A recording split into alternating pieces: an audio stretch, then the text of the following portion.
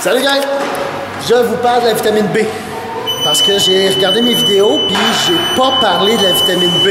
Il y a eu une phase où c'est que je vous parlais de toutes les vitamines et pourtant la vitamine B est extrêmement importante parce qu'elle aide au fonctionnement normal du système nerveux, à la synthèse des protéines, synthèse des glucides. Et là, il y a beaucoup de sortes de vitamine B. Okay? B1, B2, B3, B6, B12, B9, je pense, si je ne me trompe pas. Écoute, il y en a un méchant paquet. Ceux qu'on voit le plus, qu'on entend le plus parler, c'est la B6 et la B12. Okay?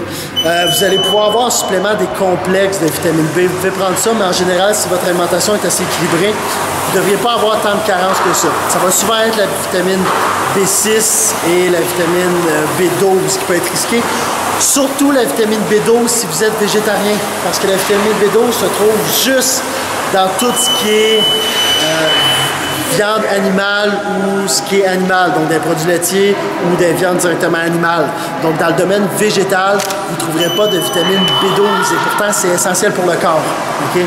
Parce qu'une carence en vitamine B, ce qui est relativement rare, mais justement végétarien, vous êtes plus à risque, peut créer de l'irritabilité, des signes de dépression,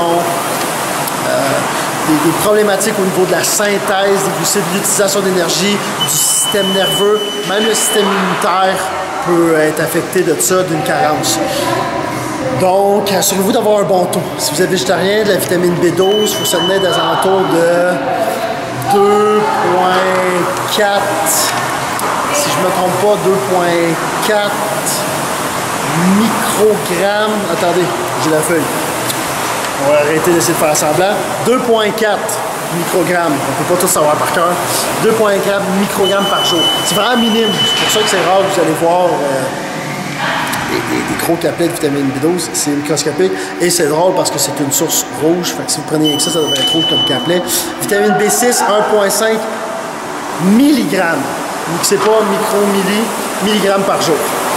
Et je vais être sûr de rien oublier parce que celui-là, il y a beaucoup de choses. Puis je veux juste dire les choses importantes. Responsable dans le métabolisme des protéines, des glucides, formation des globules rouges, fonctionnement du système nerveux. La vitamine B12 aussi est responsable dans la synthèse de l'ADN.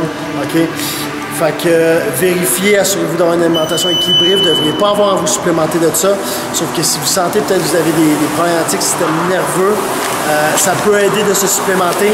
Il n'y a pas de cause vraiment connue de problématique en surdosage. Bien, surdosage minime. C'est-à-dire si vous prenez une supplémentation de 1,5 mg par jour et vous consommez déjà suffisamment pour en avoir, il n'y a pas de risque grave de se supplémenter et de se supplémenter de manière continue de vitamine B6 ou B12.